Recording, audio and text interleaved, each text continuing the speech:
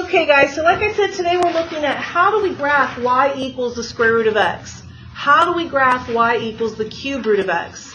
This is on page 135 in your student journal. We have some blank space here at the bottom of page 135. And before I just tell you what these look like, I want you to understand where they came from. So we're going to make a table of values. Anytime we're trying to graph any kind of function, making a table of values is helpful. So if I'm trying to graph this, make my table of values, I've got x and f of x. What are some numbers that I can take the cube root of easily? 1, sure, I'm going to put that here. 0 I can do. 9 I can't take the cube root of. Cube root of what? 8. -1 and then -8.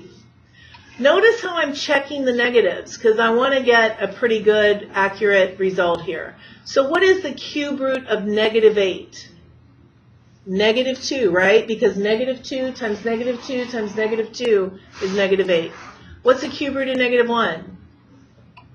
-1. What's the cube root of 0? Cube root of 1? Cube root of 8. 2. All right, so let's plot these points then. Way down here at -8. Here's -4. Here's +4, +8. We'll make this 4 and this 8. Just kind of getting an idea of what this looks like. So at -8, I'm at -2. At -1, I'm at -1. 0, we're at 0. 1, we're at 1. And then at 8, we're at 2. Connect the dots. There's what it looks like. You don't need to get out your calculator, but just kind of watch. If I wanted to graph it on my calculator, I do have cube root. It's listed under math. If I go to math and I go over down here to number 4, that's my cube root of x. I can take a look at it. Here we go. And it looks just like that. All right. So, talking about domain and range. Domain, well, I can use anything for x. So it's -infinity to infinity. On the range, even though this looks like it's not going down very quickly, it still is going down. It's just going to take it a long time. Because what's like the cube root of 1,000? 10. So it's still, even if I went way out there, I'm only at 10, but it's going to happen. So it's -infinity to infinity on the range. So what's the difference between a cube root and a square root function? Well, let's make a table of values. Can I take the square root of negative numbers? No. What do I get if I take the square root of negatives? Imaginary numbers. We can't do that. We're talking about the real number plane. So we have 0. Square root of 0 is 0. Square root of 1, 1. Square root of 4 is 2. All right, so plotting these points. Just a real quick sketch here. We'll make that 2, 4. So before we were doing cube roots, now we're doing square roots. So 0, 0, 1, 1, and 4, 2. Looks like this. If I wanted to see it on my calculator, I could go to y equals. We've got the square root of x. Here's my graph. There is what it looks like. Okay? So, talking about the domain now, in interval notation, what's the lowest x that I'm allowed to use? 0. Should I use a parenthesis or a bracket? So I go 0 to infinity. Range, what's the lowest value of y that I use? 0. And guys, your domain and range should always go small to big. Small to large, okay? You don't want to go infinity to 0. You want to go smallest to largest. All right, so there we go. Up here, they could have shown us that. They talk about the domain looking like this. They used an equality form, which is totally fine. And you can see how it's the same thing we just did on our own. All right. Page 136, we have all of those transformations. I am not going to read through those. Doesn't it feel like we've done this over and over and over? Yeah, so we're not going to keep doing it. But we're going to see if we can apply it. Let's come down here. This is not in your book, but I just want you to read it and see if you can do it. Write a rule for G when we have a vertical stretch by a factor of 2, followed by horizontal shrink by a factor of 1/2, then a shift to the left 3, and finally a reflection in the y-axis for this graph. Lots of stuff going on. So I'm going to start by writing my original graph, my original function. Here it is. The first thing we have to do is a vertical stretch by a factor of 2. What does that mean we're going to do? If I have a vertical stretch by a factor of 2,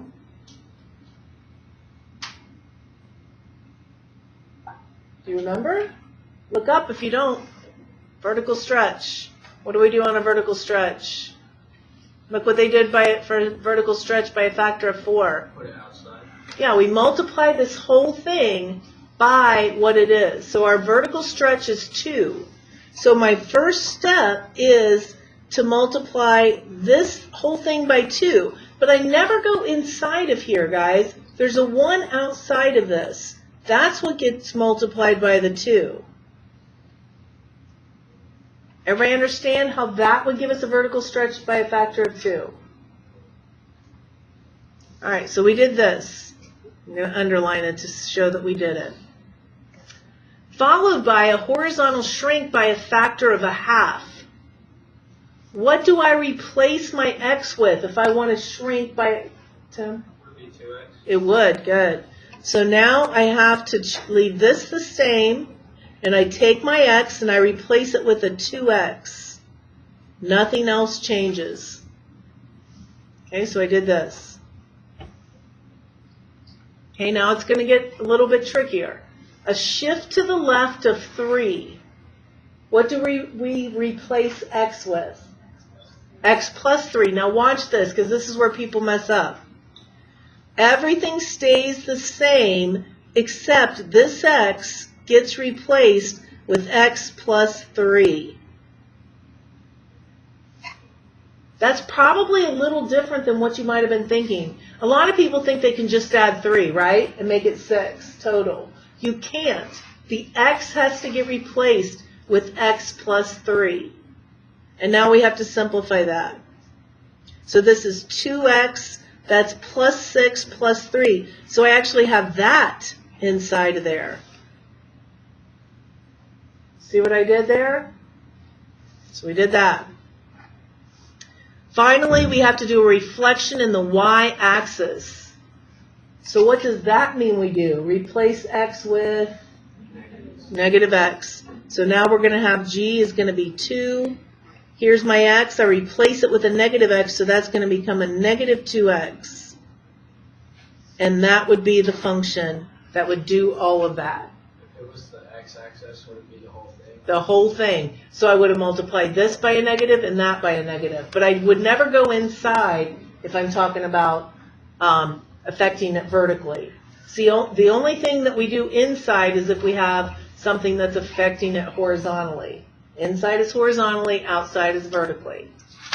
All right, let's try a couple now. Okay, we're going to page 137, number 2 here. So we're trying to graph this. Let's think about what it looks like. What does to the 1/2 power mean? Square root. So we're talking about this function. What kind of a shift is it going to be? To the right 5 and down 4. So right 5, I'm going to make it go by 2s. 2, 4, 5. Down 4, 2, 4.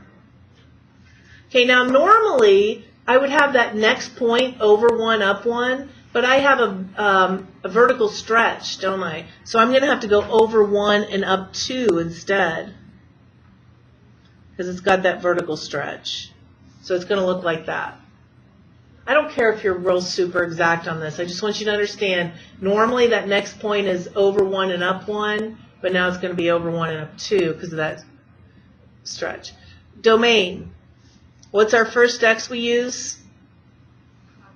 So we're going from 5 to infinity. And then our range, we look at what's the first y we use? -4. So this was -4. This was +4. Okay. What about number 3? What's going on here? Look at this to that. What is the only thing that they're doing as far as the transformation? You guys agree? Reflect over the x-axis? You're right.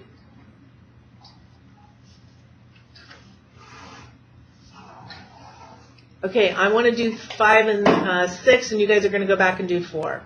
It says use a graphing calculator to graph this function. It's actually not a function, it's a relation. Identify the vertex and the direction that the parabola opens. If I want to graph this on my calculator, I have to solve it for y. So I'm going to get 8x minus 5 equals y squared. Taking that over. When I take the square root in an equation, I must put plus or minus in front of that. There's the way it looks. So now I have to put in 2 parts. I have to put in positive the square root of 8x minus 5 and negative the square root of 8x minus 5. I have to put in the positive and the negative. I'm going to graph it. And here's the way it looks. Can you see how that point is right there as the vertex? The calculator does not do a perfect job at connecting those. They're really connected, but it just doesn't show it very well. Okay, so that vertex then is actually going to be at whatever makes this equal 0. What would make this equal 0? If I plug in 0 for y, what do I get for x? 5/8. 5/8, 0 is the vertex. See how that vertex is right there at 0? I just plug in 0 for y, solve for x. Okay, so I've got that vertex right there. I'm not going to bother graphing it. And then it just says which direction does it open. It opens to the what? Right.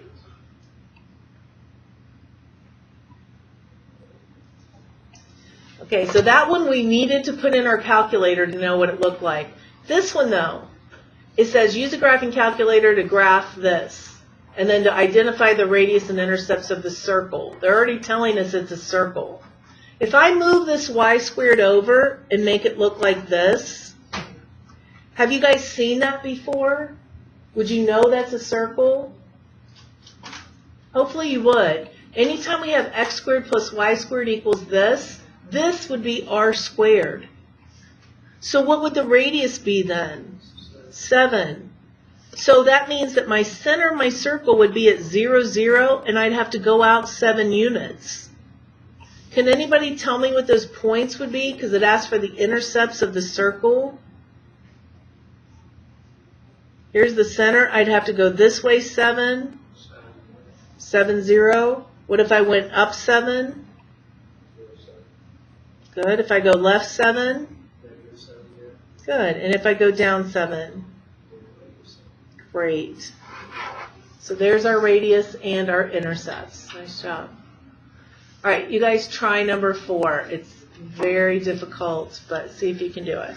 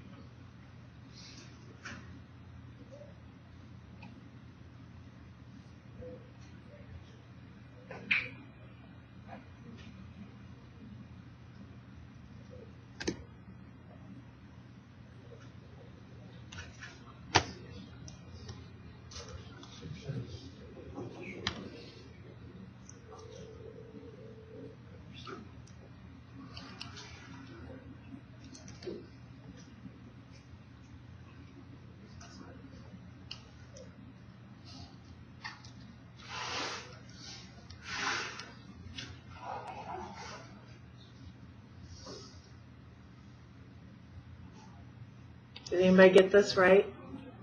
You did? Good job. All right. It doesn't seem like that would be right, though, does it? Like, when you look at this, doesn't this look like it would be like a shift to the left of 100 and whatever, or something like that? But when you look at it, look at this. Here's what we started with. This is a shift to the left 10. It's not showing it perfectly, but if I kind of scoot that out some, there's my original. And then my other one is going to be that shift to the left 10. Right there it is. Okay? And because of the horizontal shrink, that also affected it a little bit. All right, guys, we'll stop there. Just a little